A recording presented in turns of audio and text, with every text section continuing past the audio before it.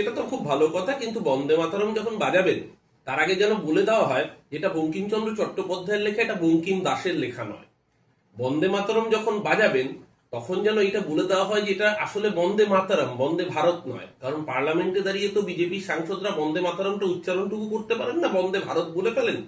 বা এটা যেন মাথায় রাখা হয় যে বঙ্কিমচন্দ্র চট্টোপাধ্যায় যদি আজকে বেঁচে থাকতেন তাহলে তাকে যেন লজিক্যাল ডিসক্রিপেন্সির নাটক করে তাকে হিয়ারিং এর শুনানিতে দাঁড় না করানো হতো। কারণ বঙ্কিমচন্দ্র চট্টোপাধ্যায়ও লিখতেন, বঙ্কিমচন্দ্র চ্যাটার্জিও লিখতেন। তো চট্টোপাধ্যায় চ্যাটার্জি আলাদা বলে তাকে লজিক্যাল ডিসক্রিপেন্সির লাইনে দাঁড় করানো হবে, এইরকম ঘটনা যেন আজকের দিনে না পুনরাবৃত্ত হয়।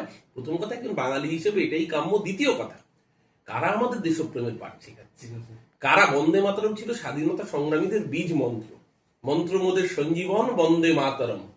সেই বন্দে মাতরম গিয়ে যখন আমাদের দেশের অগ্নিযুগের বিপ্লবীরা তারা যখন ব্রিটিশের বিরুদ্ধে লড়াই করত, তখন সেই ব্রিটিশের খোঁচর হয়ে স্বাধীনতা সংগ্রামীদের যারা ধরিয়ে দিত তাদের নাম বিনায়ক দামোদর সাভারকার, যে ছত্রে ছত্রে মুচলেকা লিখেছিল যে আমি সারা জীবন ব্রিটিশ প্রভুর অনুরক্ত থাকবো, আমি কোনোদিন ব্রিটিশ বিরোধিতা করব না, আমাকে যেন জেল থেকে মুক্তি দেওয়া হয় এবং 60 টাকা সাম্মানিক দিয়ে একটা সরকারি কাজে নিযুক্ত করা হয়, তার জন্য আমি ব্রিটিশ প্রভুর অনুগত থাকবো। সেই সাভারকারকে যারা ভারত রত্ন দেওয়ার প্রপোজাল আনছে, তারা যখন বন্দে মাতরম নিয়ে বড় বড় কথা বলে, তাদের মুখ কোনটা আর মুখোশ কোনটা আগে সেটাকে ডিফাইন করতে হবে।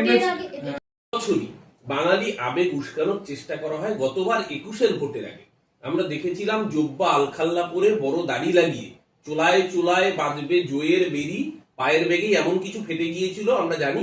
তারপরে আর বাকিটা আমি বলছি না। তো বাংলার মানুষ দেখেছিল গতবার রবীন্দ্রনাথ সাজদের। এবার বঙ্কিমের অস্ত্রে যারা শান দিতে চাইছেন তারা বঙ্কিমচন্দ্রের নামটাকে ভালো করে উচ্চারণ করুন। বঙ্কিমচন্দ্র চট্টোপাধ্যায় বঙ্কিম দা নয়, পাশের বাড়ির দাদা নয় যে তার সাথে ছোটবেলা ডান্ডাগুলি খেলতেন। স্বাভাবিকভাবেই যারা বঙ্কিমকে অসম্মান করেন, যারা বঙ্কিমকে জানেন না, যারা আনন্দমঠ পড়েননি, যারা কপালকুণ্ডলা পড়েননি, যারা বঙ্কিম সম্পর্কে ওয়াকিবহাল নয়, তারা যদি হঠাৎ করে বঙ্কিম প্রেমী হন, তাহলে ওই যে বেড়াল বলে মাছ খাবো না কাশি যাবো, বিজেপির অবস্থা হচ্ছে সেরকম। কিন্তু বিষয়টা শুধুমাত্র জাতীয় সঙ্গীত, বন্দে মাতরম জাতীয় গান, স্বাধীনতা সংগ্রামের অন্যতম বীজ মন্ত্র। কিন্তু এই সময় দাঁড়িয়ে করার অর্থ ওই ঠিক যেভাবে বিজেপি ভোটের আগে রাম মন্দির করে, কারণ রামচন্দ্রকে ওরা ধর্ম হিসেবে নয় ভোট হিসেবে ব্যবহার করে, একইভাবে এখানেও বাঙালি সেন্টিমেন্ট, বঙ্কিমচন্দ্র, স্বাধীনতা সংগ্রাম, এইসব ইমোশনকে ভোটের স্বার্থে ব্যবহার করছে। ভোট মিটে গেলে দেখবেন বাংলা ভাষায় কথা বলার অপরাধে আবার পেটাবে বাঙালি বলে বাংলাদেশে পাঠিয়ে দেওয়ার হুমকি দেবে।